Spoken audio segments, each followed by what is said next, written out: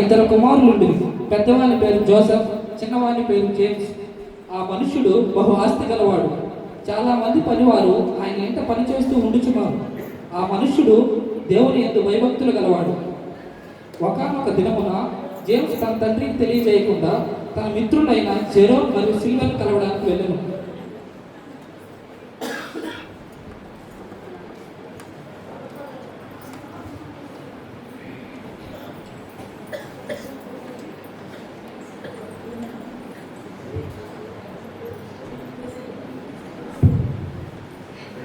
Hi రా James, ఎలా ఉన్నావు?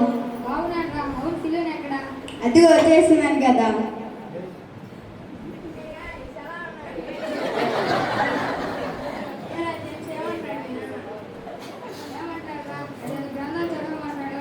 ప్రార్థన చేయమంటాడు, బయటికి వెళ్ళాలంటాడు. పెద్ద తలపై పోరా.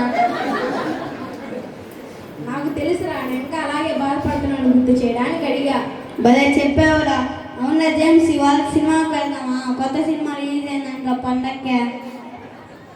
సినిమాకి వద్దురా, నేను వెళ్ళి మా నాన్నతో మాట్లాడాలి, కలిసి భోజనం చేయాలి, కలిసి ప్రార్థన చేయాలి. తినే ముందు ఏదో ప్రార్థన చేయమంటారు, నాకు వస్తే కదా. ఈరోజు బయటికి తినేదానికి పోదాం చెప్తున్నారా మీ నాన్నకి? అసలు నేను ఏం చేయట్లేదురా. అదిగో చూడు అమ్మాయి ఎంత బాగుందో. వాడికి ఎందుకురా చెప్తావు? అతగాడు అసలు బయటికి రాడు కదరా, నాకు చూపి. అదిగో అదిగో. అరే జేమ్స్, మీ నాన్న వదిలి ఎప్పుడు రా? ఏంట్రా?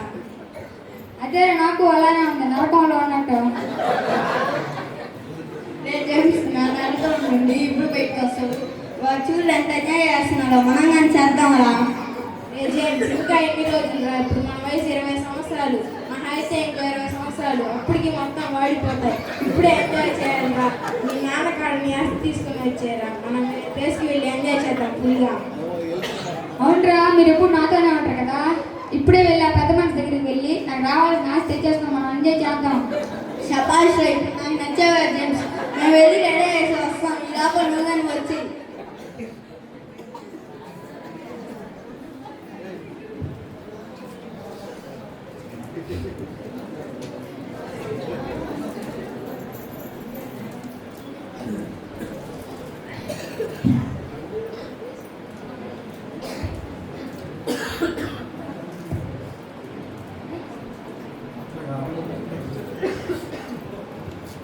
నానా ఎక్కడ ఉన్నావు? నానా ఎక్కడ ఉన్నావు?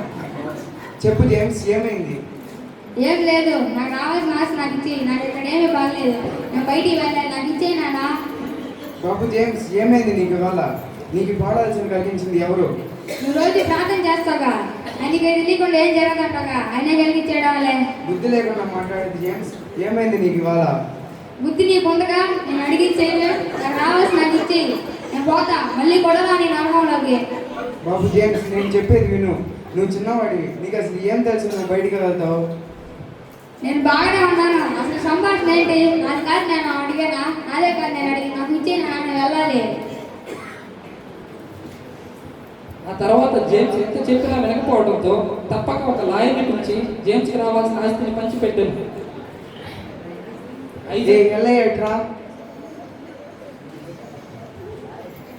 నువ్వు వెళ్ళి మన లాయర్ని గారిని పిలుచుకోరా.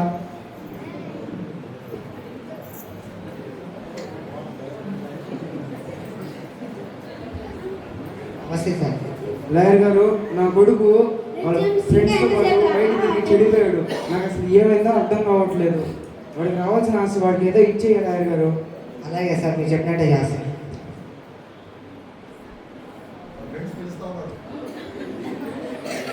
ఇద్దరు జేమ్స్, జాగ్రత్త బయట.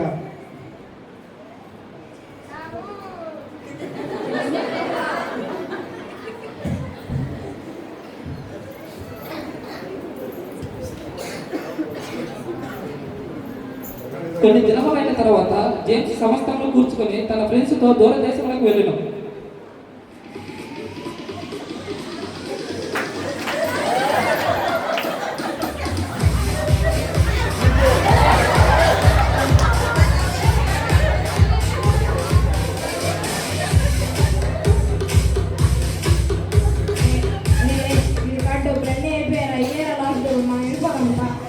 బాధ బాధ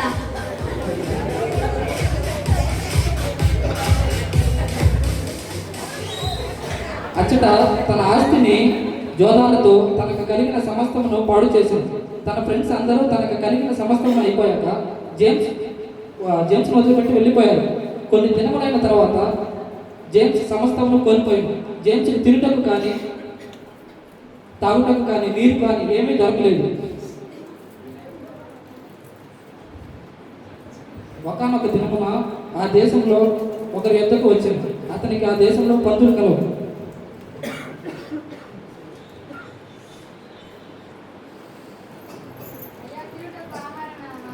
నీవు ఎవరు? నేను నీకు ఆహారం ఎందుకు ఇవ్వాలి? నువ్వు నాకు ఏమి చేసినావు? ఏ పనైనా చేస్తానయ్యా, నాకు కొంచెం ఆహారం తాగుటకు నీళ్ళు ఇవ్వండి. సరే, అదిగో అక్కడ నా పొలంలో పందులు ఉన్నాయి. నువ్వు వాటిని కాయము. సాయంత్రం వరకు వాటికి ఆహారం ఇవ్వు, అప్పుడు నేను నీకు ఇచ్చేదను. పందులు మేపవాలేనా? అలాగే. ఆ తర్వాత జేమ్స్ పందులను మేపింది. జేమ్స్ బాగా ఆకలి వేయించుండగా అతను పందులు పొట్టు తిని కడుపు నింపుకోవాలని ఆశపడిను. అయితే అతనికి బుద్ధి వచ్చినప్పుడు, నా తండ్రి చెంత ఎంతోమంది పనివారు కూలివారు అన్నం సమృద్ధిగా ఉన్నది, నేనైతే ఇక్కడ ఆకలికి చచ్చిపోతున్నాను. నేను లేచి నా తండ్రి వద్దకు వెళ్ళేదని, తండ్రి, నేను పరలోకమునకు విరోధముగా నీ ఎదుటిన పాపం చేసింది. ఇక మీదట నీ కుమారుడిని అనిపించుకున్నకు యోగుడని కాను. నన్ను నీ కూలివానిలో ఒకటిగా చేర్చుకొని అతనితో చెప్పేదను అనుకున్నాను.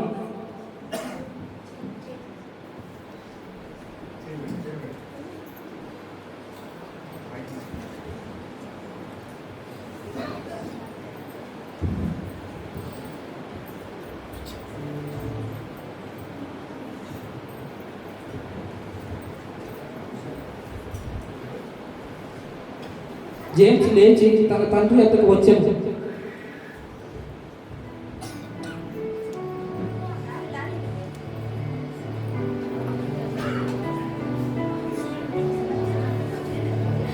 జేమ్స్,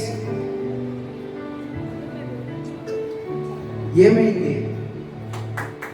ఏం లేదు తండ్రి, నేను పరలోకమునకు విరోధంగా ఇంటిని ఇక నీ కుమారుడికి చెప్పి యోగ్యుని కాను. సరేరా, ఏం కాదులే, రా. ఎల్లయ్య ఎట్రా?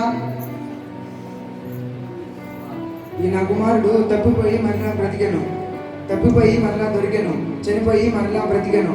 వీడికి మంచి బట్టలను తెచ్చి తొడుగు, వెంటనే కాళ్ళకి చెప్పులు తొడుగు, చేతికి ఒక మంచి ఉంగరం వేయి, ఒక మంచిగా క్రోవిన పశువును చంపి దాన్ని మనం తింటూ సంతోషిద్దాం.